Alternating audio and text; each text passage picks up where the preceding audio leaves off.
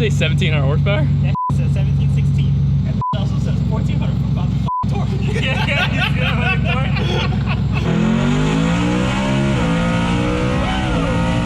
What's up, guys? Welcome back to another episode of the TRC Work Truck Build Series. Today, we're back at RSA Race Solutions for the first startup. Then we're off to the hub dyno at Track Out Performance to see how much jam we can squeeze out of this FFRE Coyote. And hopefully, we can go out and make our first street hits with the new setup. Let's get into it.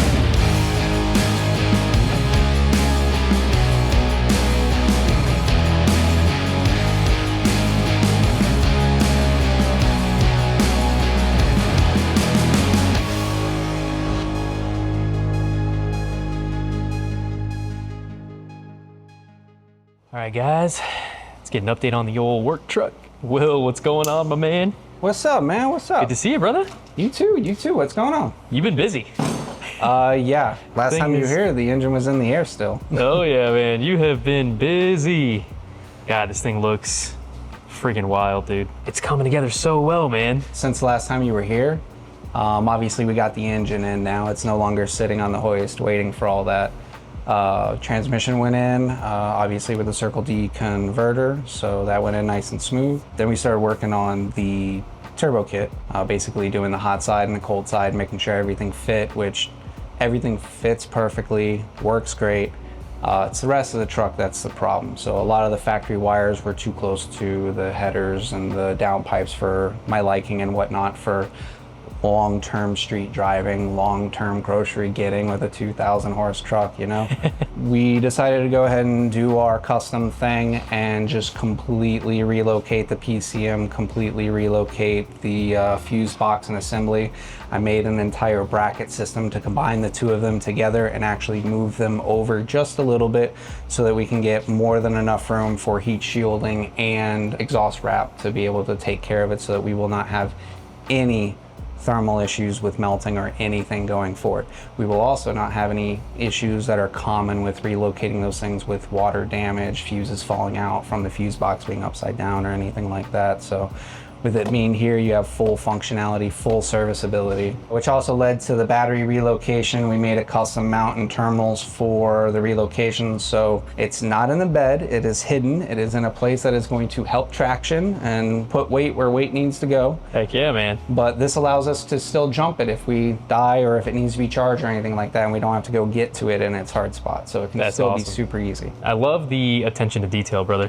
You're always so meticulous with your builds, man. I appreciate that so much. That is why it takes forever, but it is worth it in the end. It is always worth it because it's the little stuff that you don't realize had a lot of effort put into it because it looks OE. Just the profile of our CO2 and our oil lines just diving into underneath here.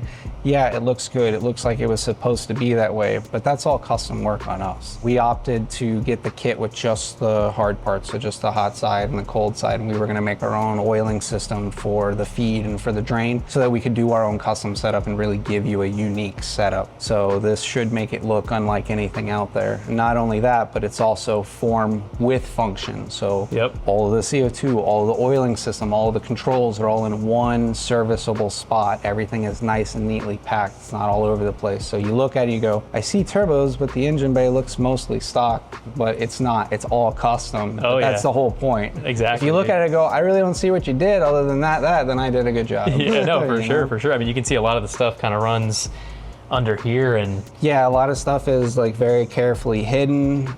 We've over the years of building cars, we know what we can get away with as far as chafe points and things for long term, 2+ years of being together and whatnot. So I'm not concerned with lines wearing out or anything like that because we've already done all of our R&D on the cars and whatnot. Vibrations. So a lot of that just plays into how things look, like the coolant lines just having a nice smooth arc, oil and feed lines having nice smooth arcs, fuel lines. Not only does it work better, it looks better, and just overall is just better. So last time we didn't have these, so we got the Turbo Smart Hyper Gates, the 45 mils on both sides. We got both of those Turbo Smart gates, and then also to feed the turbos, we got the Turbo Smart self-regulating oil regulator that's tucked way down in here with a gauge so you can actually see. One of those neat little points where unless you know to look for it, You're not going to see it, but it's right there in plain views for easy diag, easy inspection. So right then and there, if you have a concern of whether or not you have enough oil pressure, that gauge will show you at least 40 to 45 PSI. So you know at least have good idle, because Coyotes like to idle around 20 to 30. So. Oh, that's badass, man. That's a nice little touch there. So we got the intercooler, big boy mounted up. Yep, it is all mounted. I had to do a lot of trimming on the front grill, get rid of the grill shutters, all that stuff. I left as much plastic as possible because I want the air to go through the intercooler and not just go around it. So any of the extra factory blockades that were there and helped seal against it, I basically just trimmed them to the point that they would help seal. So all the air coming in the grill is going to go through the intercooler, which is going to help its efficiency, especially when you're on the street and whatnot. Yeah, man. I know we got a couple goodies in the car here, or in the truck. We got the CO2, right? Correct. So if you want to check out the CO2 system, we're using an AMS 2000 like we do on all our cars. We're doing a CO2 system with AN-based fittings so that we don't have leaks over long periods of time. The bottle is mounted right here. It is secured with it looks like it's secured to the factory plastic, but it's actually very strongly mounted in here. I added a steel brace in the backside that you can't see, but it makes it very nice and sturdy. The seat can come back here, so all you got to do to arm it is basically just reach back and it's party time. Yep. We get all the boost. Open the bottle, flip the switch, and hold on. So we basically did that so it can work along with the AMS 2000 to control boost extremely precisely.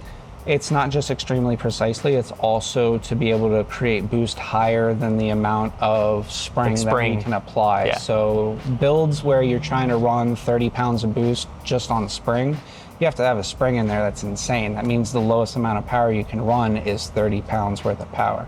And that is not good for trying to launch. It's not good for adjustability. It certainly isn't good for bad road conditions or anything like that, or bad track conditions, and actually trying to get a good 60 down. So what the CO2 allows you to do is it allows you to run a lower spring in the wastegate, which means that we can dial in a lower amount of power. And because we don't have to rely on boost pressure from the turbos to hold the gates closed or to pulse them and ramp our pressures in the way that we want, we have more control at RPMs that we wouldn't even have control because the turbos aren't even fully spooled yet. So it gives us the ability to light the turbos faster and then immediately take some of that steam out of them to make sure that we got traction in the right spot and really put every ounce of power down where we need to. Also gives you the ability to completely turn it down to like 550 horsepower and hand it to anybody, and they're not going to get in trouble or anything like that. I mean, that's super cool. Yeah, so I love that. Literally a flip of a switch and turn of a dial, and you're going from a truck that grandma can drive to the grocery store to something that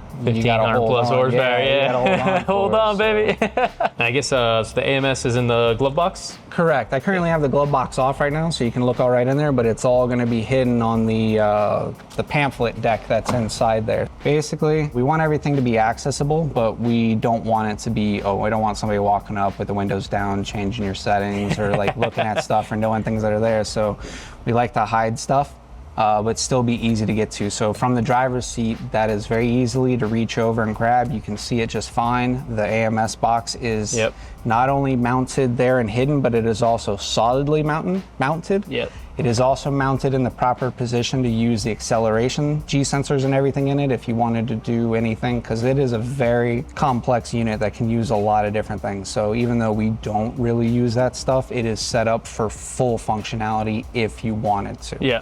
So, and that comes down to the mounting orientation. You can't mount it sideways and use the G sensor the right way. So try to think about all use cases. That's awesome. And then hide it. And then we got our different maps here. So yep. So basically from so pretty much we're gonna break it off to the right. Exactly. We're gonna make a sixth one just in case. All right, guys. So we're getting ready for first startup. Back here with Will. What's up, brother? What's up? Ready to do this?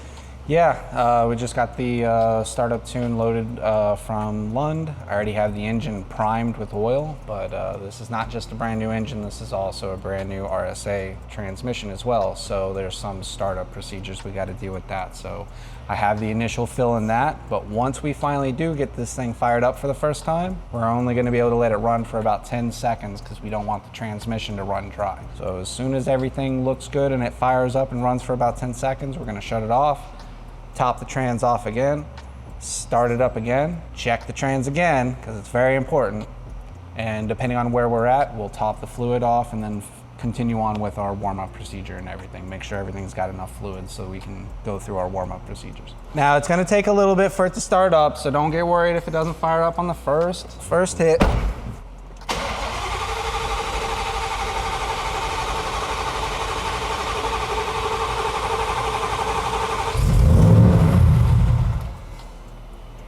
Oh, almost. Dude, it sounds so good. It sounds so good.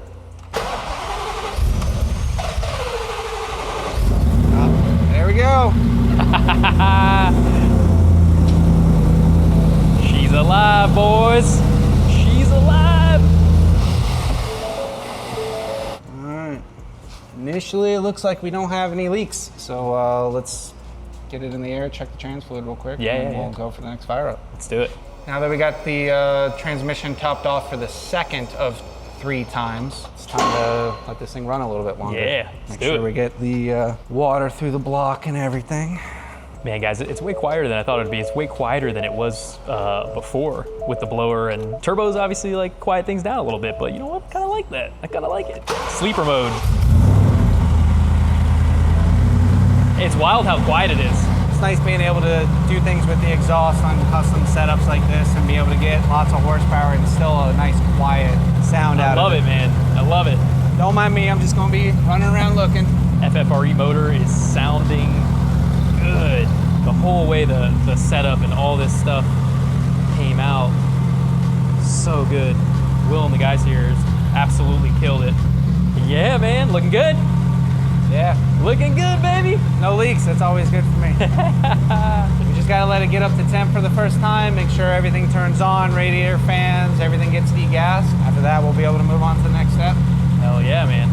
All right, so we've already gone through the first warm-up, so everything looked good. We held pressure in the radiator system, oil pressure looks good, turbos are draining nice, no smoke, nothing more than we would normally get out of our little catch can. All right, now that we got it in the air and we're done with the transmission and all that fun stuff, let's actually take some time to take a look at all the things that you're not gonna be able to see while it's on the ground. Like all of the awesome intercooler work. Everything flows real well. The placement of everything is real nice. We don't have to relocate anything. You do have to do a little bit of trimming behind the grill, but it's just getting airflow blockers out of the way anyway. So you want that stuff gone. God, it looks so good. Yeah, everything's so clean. It looks like it's supposed to be like that. Everything has its place, and obviously everything is really nice, clean welds, and it's just a great product. You mentioned to me a lot about like heat wrapping stuff and making sure, you know, when stuff gets hot and we're putting abuse on this thing that... Yeah, so basically street proofing something. So just because it can go down the track doesn't mean that it can sit in traffic for 8 hours and then go down the track. And those are the builds that we want to build, is the car that you can daily and then race right then. So we changed up the exhaust a little bit from how it was before. This exhaust is basically mated up to the turbo kit, and we're continuing with keeping the full 3-inch worth of flow out of it, because we want to be able to support the full 2,000 horsepower that this engine could potentially, you know, give us. With this package and using the Vibrant Ultra Quiet resonators, we're able to get full 3-inch flow out of a very nice clean package that also, as you guys have already heard, is not too loud and obnoxious. And when you finally get to drive it on the highway, you're gonna see that it's gonna have little to no drone either. So you're gonna have all the benefits with none of the downs. Oh and yeah, it blows my mind that something can be so quiet. Like when you start it up, it's significantly quieter than how it was before. Yeah, without the exhaust. So I can't even just imagine like, yeah, 1,500 or 2,000 horsepower capable system. Yeah. You know, like that's insane, you know? Yeah, it's insane. Well, it's all based off of the S550 one that we built for CJ's car, and even the Hellion turbo kits way back in the day. Yeah. Those all can support that same horsepower level, and it's fully track legal, and they don't drone, and it is like the best of both worlds. Heck it sounds insane, but it also works. But yeah, all the goodies back here. We have the trans cooler. We went from a engine coolant cooled trans cooler, which is the way the truck comes factory, to an actual just trans cooler liquid to air cooler. We'll get more efficiency out of it. We'll keep the trans way down where we want it to be, so that we can daily all that power. Sweet. Another little slick thing that we did is that kit basically gets in the way of the battery up in the front. It gets in the way of the fuse box, the PCM, and the battery. So we had to relocate all that stuff. Well, if I got to move a big, heavy battery, I might as well put it somewhere where it's going to help us. So we put it just in front of the rear axle on the passenger side to offset the driver to help with corner balancing the car a little bit. Yeah, everything came out so clean, the way the lines are run, all that. Form and function. Form and function. That is it, boys. That is it. How do these drive shafts hold up, you think? We're gonna find out. We got a carbon one in the works, but for now, we're gonna find out. It'll be fine for the dyno, but we need to get the nice one in. Because the stuff's pretty beefy, man. The stock stuff is pretty beefy, but a lot you know. of people push it pretty far, but if we ain't breaking anything, then we ain't pushing hard enough, are we? That is the truth right there, man.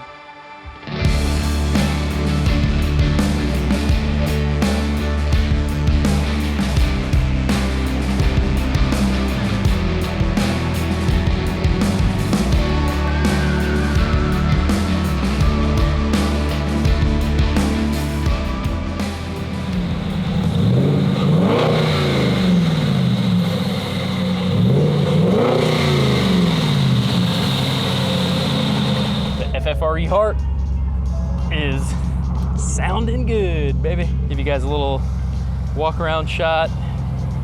The truck is ready to rock. So we're just about ready for the dyno. We're gonna meet up with CJ and the guys over at Lund's. We meet up with Junior tonight on a hub dyno, and should be pretty spicy. See how much, I don't quite know how much boost we're gonna throw at it tonight, but I mean, if this thing makes 30 pounds, I would imagine it's probably gonna be in the 1400 plus range, or maybe 1500, not too quite sure, but it's gonna make some jam. Man, these things look so aggressive on the B-locks, showing that intercooler.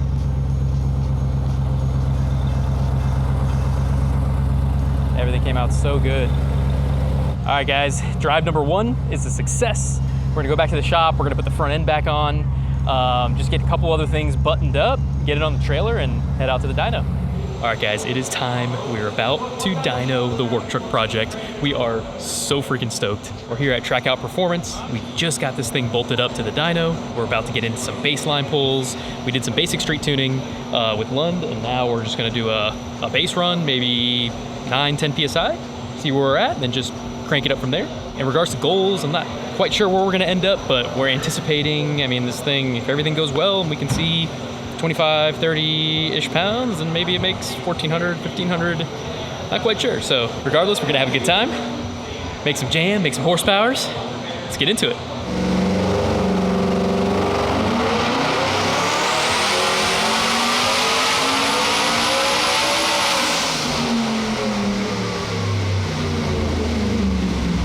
So on that first pull, that was, I think, 6 gear, and they, I think, commanded for 10 PSI, I wanna say, something like that. Got 912. It's pretty sick, boys.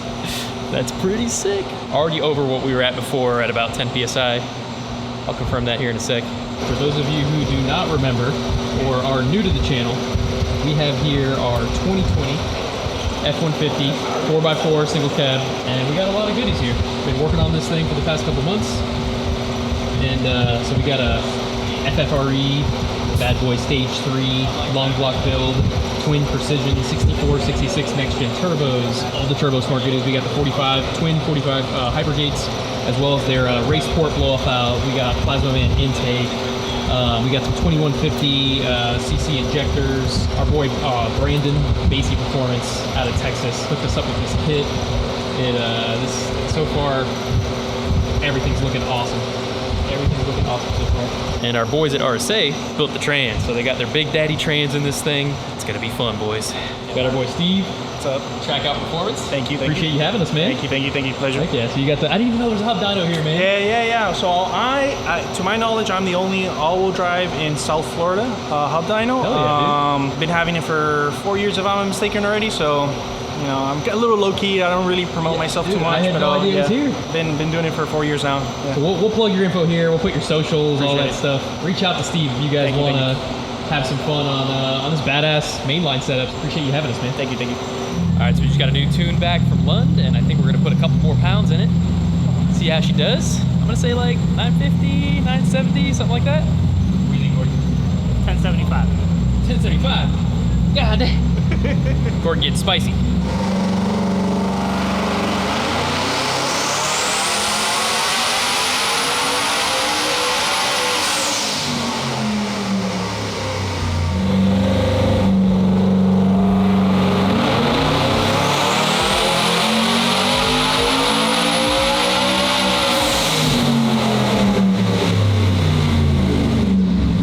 Okay.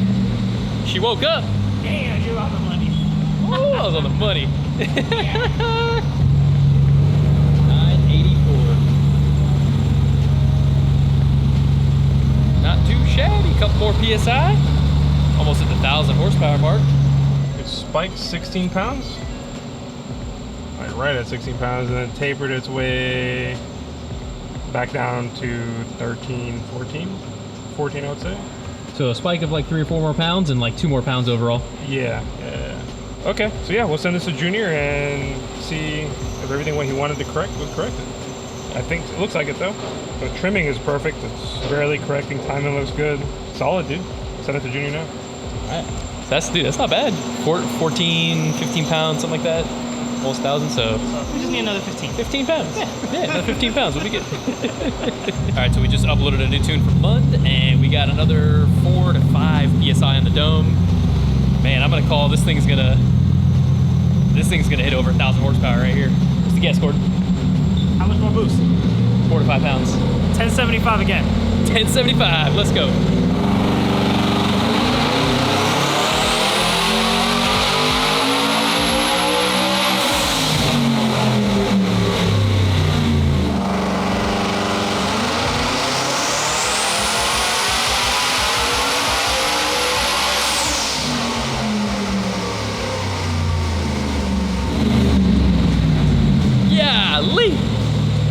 Almost. That was close. We got some more jam. 1,086, baby. 1,086. Let's go. I was close enough. You were close enough. Yeah. That's wild. Almost 1,100. 1,100 horsepower. I'm like, all right, that's it. Let's go make street hits. All right, let's go make some street hits. Let's try this baby Like, out. we still got another 200-300 to go, man. Let's go. All right, so that was 15 Taper pounds. down again, right? Yeah, is that 15 pounds on the big end? So we have another 15 to go. Oh, How much power did it make at 15 pounds? 1086. 1086. That's actually very good. Like very, very good. I could have sworn it was going to be like 17, 18 pounds or something. So 18 pounds is usually like 1050. So that's actually very good. Oh, and we're still not even going crazy with RPM. Yeah, this thing. Good job, FFRE. Oh, girl. On that note, shout out to everybody at FFRE, Joe and the FFRE team. Killers with the Coyotes, man. Killers. Honestly, that FFRE combo with the twin 64s, magic. Shout out to our boy Brett LaSala. He put us on these 64s here. Considering, say the car's gonna realistically be shifting around like 84, 85, 86. Yeah, Party time, baby. it's a unit. Yeah, I'm actually really surprised. The power band looks good. Like the torque is getting all the way out there. Like, yeah, dude, Hell yeah. this is solid. All right, so we just loaded another map. 5 pounds more boost. 1200. 1,200. Let's see.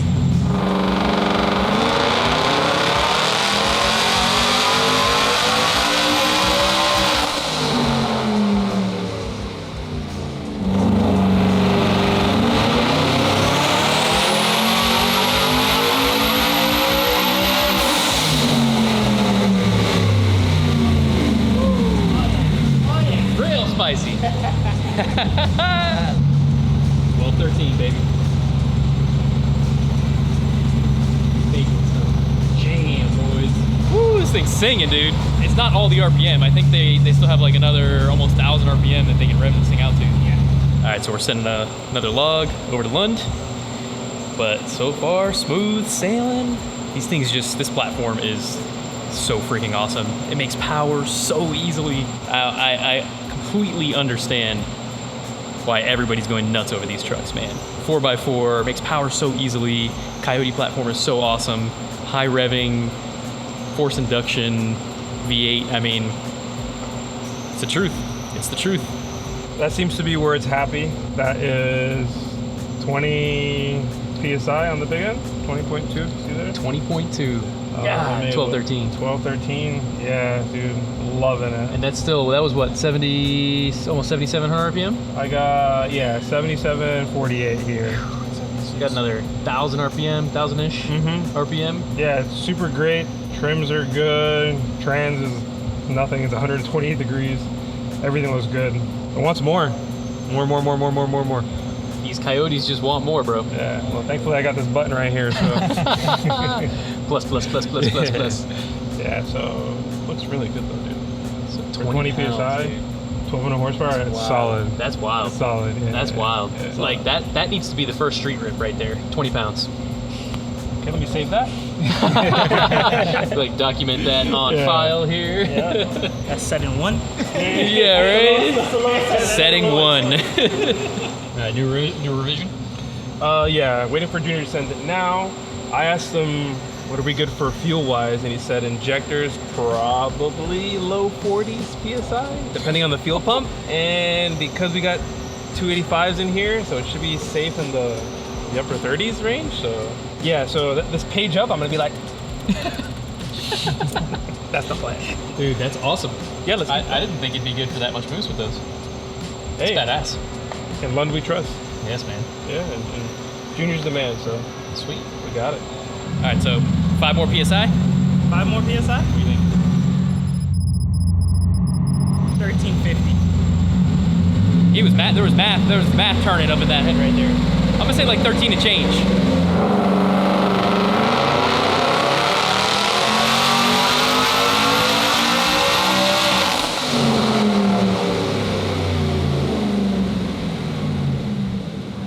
Alright, so we're getting very close to that 1300 mark. Woo, that is wild. 1295. Yeah. This thing just loves the boost. Is that like 23 pounds? If it was 25, it would have been at 1350. I'm telling you, man. Oh, you were mathing. 23 pounds, so 3 more pounds of boost. About to crack that 1300 mark. God, it is f***ing nuts how easily these things make horsepower. Like, what's the Skyline? What's the Evo? What's anything?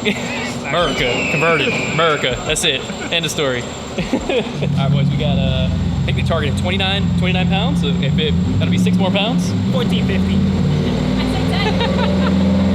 1450, let's see.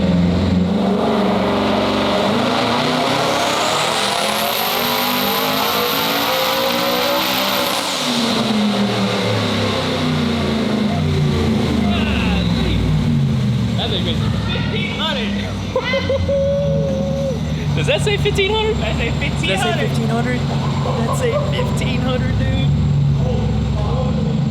We're still doing it there, bro. Oh my god.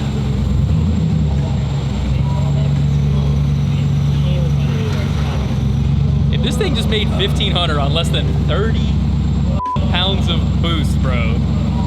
What? You ready for that ride along? I'm ready. Let's go. Take this off right now.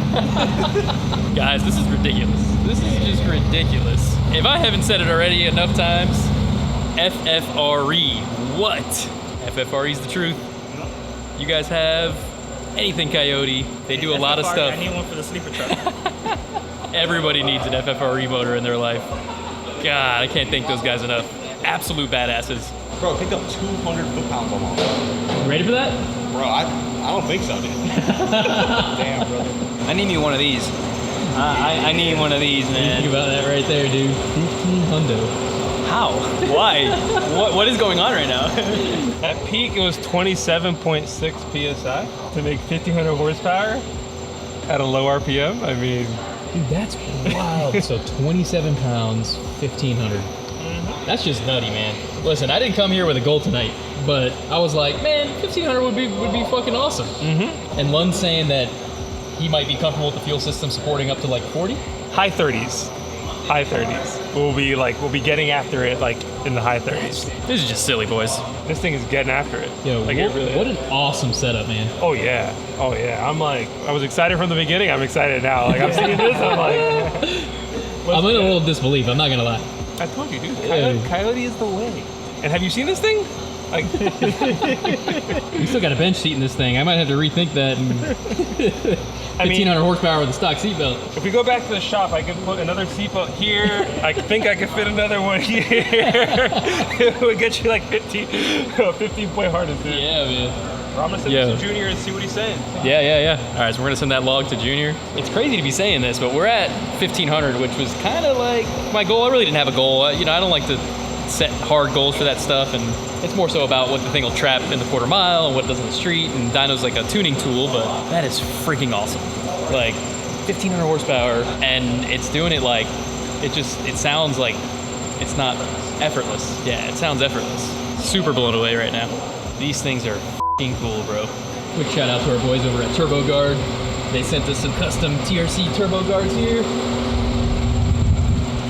So we got the max effort, the same thing we ran on the all-wheel drive Honda, are pretty much the same setup, or the same TurboGuard we ran on the Honda, but we ran the world record. And they came out super sick. We might end up putting these on our website if anybody's interested in these little custom TRC TurboGuard deals. Be pretty cool, man. The turbo's safe. All right, guys, so another pull, 2 more pounds of boost, and they're gonna rev it out this time. I know a little secret, 1,700. 1,700, you think? Yeah. I say 16 and change.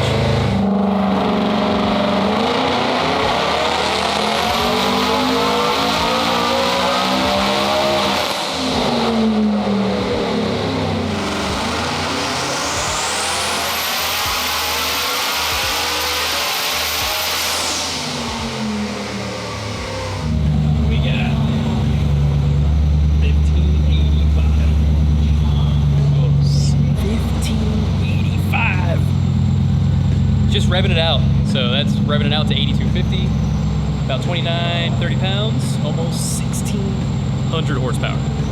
All right, so we got another couple pounds of boost. Ready to do this? Yep, do this.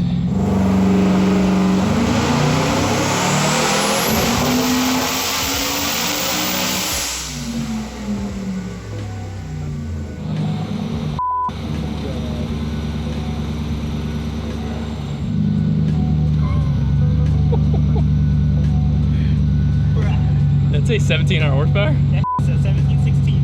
Let's say 1,700 horsepower. Let's say 1,700 horsepower. It also says 1,400 for about torque. That got some torque. Yeah. So we're gonna need a 6-lane highway to make sure we got the God damn. It's always got to be the one guy that's like, hey, let's just do one more pull. Yeah, this guy. We were fine at 1,500. We were fine. So he's like, yeah, let's throw it up. Let's do it for the gram. Go for 17. Let's do it for the gram. Oh my God. What are we doing here? What are we doing here, boys? We gotta reevaluate the decisions we're making with our lives here. Oh my gosh.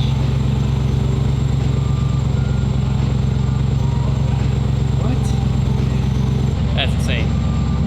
Dude. Epic, huh? Epic. Work truck working, man. Oh man, it's Work truck working. excellent. I want to do a just quick shout out to Steve, Trackout Performance, the Hub Dyno stuff. It's awesome. It's safe. It provides for a great experience. Steve, thank you so much for having us, bro. Thank you, brother. Like, work truck is. I have a feeling this work truck's gonna be infamous, dude. You excited? Dude, I can't thank you enough, dude. Of course, brother. Of course. I'm ready for some fun. Oh yeah. Oh yeah. It's mind blowing to me how effortless the dyno session went. What we said weeks ago, you got the right guys on the team, and this is the product, dude. I gotta go get one. I gotta go get one. Honey, I'm not gonna get one, don't worry. Bro, congratulations, dude. Thank you, man. I'm super happy for you. I want you to enjoy this. I know you're gonna enjoy it. I know how you are with your cars. You're gonna have some fun, so. Make a little hit. Yeah. You know? A little hit. Yeah, we can show them the AC still works. All right, boys, so super successful dyno session. Now it's time to get a little log on the street. Probably go out, do a little third gear pull, maybe 15 or 20 pounds just to feel it out, see how she works. And then from there, we'll change the oil, then get it cranked up, start setting it up for the track, for some street hits, have a ton of fun. We are super super toasted for today. We've been filming this thing all day. It's been an awesome day, but don't leave just yet. We're about to make a couple hits.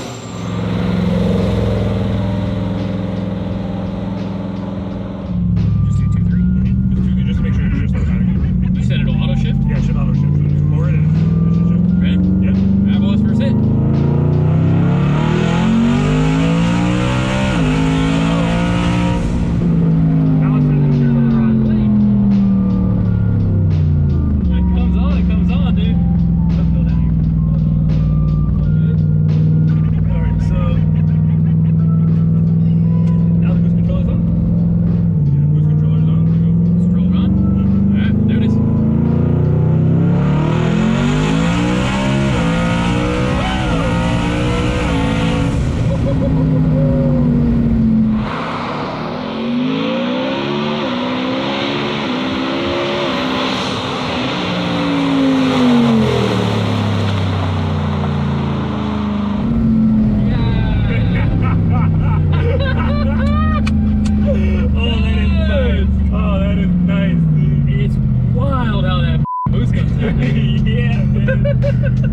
Oh, but it's so smooth. But it's like so smooth. Oh man, so much traction. It wants more. 100%. Oh yeah. Dude, that was what, 15 pounds? Yeah, that was 15 pounds. So that's like what, like 1,000? Yep. Yo, this thing is nutty. It just gets up and goes, man. See, the thing about that for It me just is gets like, up and goes, dude. oh, it makes you want to put more and more boost to it. Bro. That's what it wants. Woo! We got a log there? Yeah. I got the blood pumping, dude. Oh man. So, is that all we need? That's all we need. That's all we need. Sure we don't need no like 35 pounds? I'm just kidding. Hey. Habitual line stepper. Don't set me. Oh man, dude, I can't thank you enough, bro. Congratulations on this build, dude. This thing is such a unit. This thing's geeks. I can't wait to start dialing this thing in, turning the boost up. I mean, that was like, that felt super stable. Just, All right, I think that's the lowest setting I'll probably keep this thing. 100%. Can we change the rims, wrap it, and like delay the video so we go street racing? Wrap it in a work truck. Borrow the Steelies from Gordon, put drag radials on it. Yo, this is so badass, bro. Check his pulse. What's his heart rate at? Yo, no, I'm chilling, dude. Honestly, that was like 15 pounds, probably like 1,000. What was that? 1,086, bro. Like, I don't Every shift is just. It sounded really healthy. And dude, the shifts are like crisp. Honestly, this is gonna be pretty nutty. This is gonna be pretty nutty, man. Another 400 horsepower maybe to throw this thing in. But we'll just have to find the limit of the transmission, I guess. You know. All right, guys. So we've had a crazy day from first startup, first drive, get it on the dyno, making 1,700 horsepower. I still can't believe it, but. Super successful day on the dyno. We had to get a couple street logs for Lund, and everything's feeling good, looking good. It's probably making 1,050, 1,080 on that pull. Felt freaking awesome. And yeah, we just when we get those logs back, we'll dial in a little bit more on the street, keep turning it up, see where it's happy. And so next stop, for those of you who want to tag along to the journey, we're gonna head over to TBM. We're gonna go visit Brett LaSala over at TBM. We're gonna put some freaking drag brakes on this thing, save some weight, get some better stopping power, and have some fun over there. So check out that episode, and we'll catch you next time.